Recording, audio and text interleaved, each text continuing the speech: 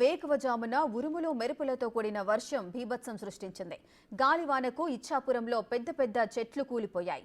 కొన్ని చోట్ల విద్యుత్ స్తంభాలు విరిగి పడటంతో పక్కనే ఉన్న దుకాణాలు ధ్వంసమయ్యాయి. వాహనాలు దెబ్బతిన్నాయి. ఇప్పటికే 5 రోజులుగా కరెంటు కోతతో ప్రజలు ఉక్కపోతకు గురవుతున్న వేళ విరిగిన స్తంభాలతో విద్యుత్ సరఫరాకు అంతరాయం కలిగి మరింతగా ఇబ్బందులు పడుతున్నారు.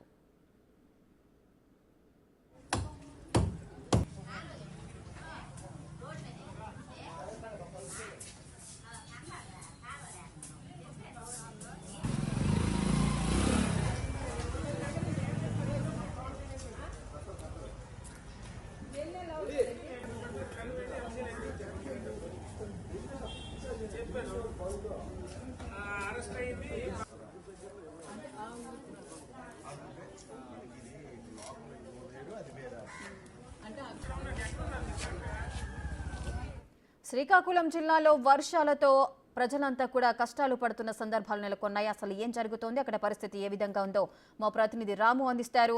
రాము, ఈ వర్షాల కారణంగా అనేక చెట్లు విరుగుపడి కరెంటు కోతలకు కూడా గురవుతున్నారు. ప్రజలంతా కూడా ఇబ్బందులు పడుతున్నట్లు తెలుస్తోంది. అధికారులు ఏమైనా చర్యలు తీసుకుంటున్నారా? అక్కడ పరిస్థితి ఏ విధంగా ఉంది?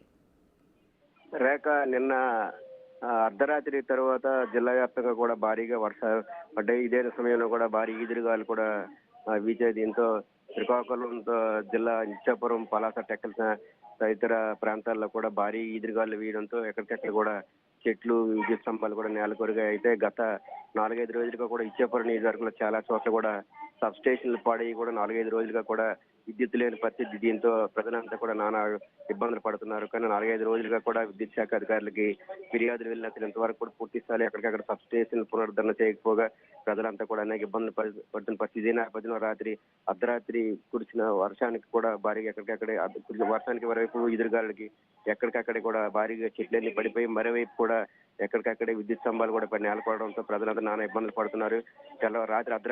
అర్ధరాత్రి విద్యుత్ స్తంభాలు, చెట్లు పడి ఎక్కడికక్కడే వాహనాలు, మరోవైపు ఇంటి ముందు పార్కింగ్ చేసిన కార్లపై పడడంతో ఎక్కడ చాలా వరకు కూడా వాహనాలు కూడా ధ్వంసమయ్యాయి. మరోవైపు నేల కొరిగిన చెట్లు తీసేందుకు కూడా ఇంతవరకు కూడా విద్యుత్ శాఖ అధికారులు ఎవరు కూడా గ్రామాల దగ్గర రాకపోవడంతో అంటే ప్రజలంతా కొంత ఇబ్బంది పడుతున్న పరిస్థితి. ఎక్కడికక్కడ వాహనాలన్నీ కూడా అక్కడ చెట్లు అంటే వాహనాలకు చెట్లు పడి అలాగే ఉండిపోయి, మరోవైపు సబ్ స్టేషన్ కొన్ని డ్యామేజ్ అవడంతో ఇంతవరకు 5 రోజులుగా పడుతున్న ఇబ్బందికి తోడు ఇప్పుడు కూడా మరికొన్ని చోట్ల అదనంగా సబ్ స్టేషన్లు దెబ్బతినడంతో విద్యుత్ కూడా పూర్తిగా అంతరాయం ఏర్పడినట్టు కూడా స్థానికంగా ఉన్న గ్రామస్తులంతా ఆవేదన వ్యక్తం చేస్తున్నారు. 5 రోజులుగా పడుతున్న ఇబ్బందులకు తోడు నిన్న రాత్రి కురిసిన వర్షాల వల్ల మరికొద్దిగా ఇబ్బందులు ఎక్కువయ్యాయి. విద్యుత్ శాఖ అధికారులు చెప్పినా సరే పూర్తి స్థాయిలో ఎవరు కూడా ఇక్కడికి వచ్చి వాటిని తొలగించే పరిస్థితి లేదంటూ కూడా మండిపడుతున్న. మరోవైపు జిల్లా పరిషత్ సంబంధించిన కొంతమంది అధికారులకి దీనికి సంబంధించి ఆల్రెడీ ఇప్పటికే మేము విద్యుత్ శాఖ అధికారులకి చెప్పాం. అయితే త్వరలో అధికారులు వచ్చి ఇవన్నీ కూడా ఎక్కడైతే నేల కొరిగిన చెట్లు తొలగించడంతో పాటు పాడైన సబ్ స్టేషన్లు కూడా పునరుద్ధరణ చేపడతాం. మరి కొద్ది గంటల్లో కూడా విద్యుత్ పునరుద్ధరణ కార్యక్రమాలన్నీ కూడా కొలుపు తీసుకొస్తామంటూ కూడా అధికారులు చెప్తున్న పరిస్థితి. అయితే ప్రస్తుతానికైతే మాత్రం విద్యుత్ శాఖ అధికారులు ఇంకా ప్రస్తుతం వచ్చే పరిస్థితి అయితే విద్యుత్ చెట్లు మాత్రం ఒక్కొక్కటిగా కూడా వైపు నుంచి తొలగిస్తున్నట్టు కూడా మనకి తెలుస్తుంది. రేఖ, థ్యాంక్ యూ రాము.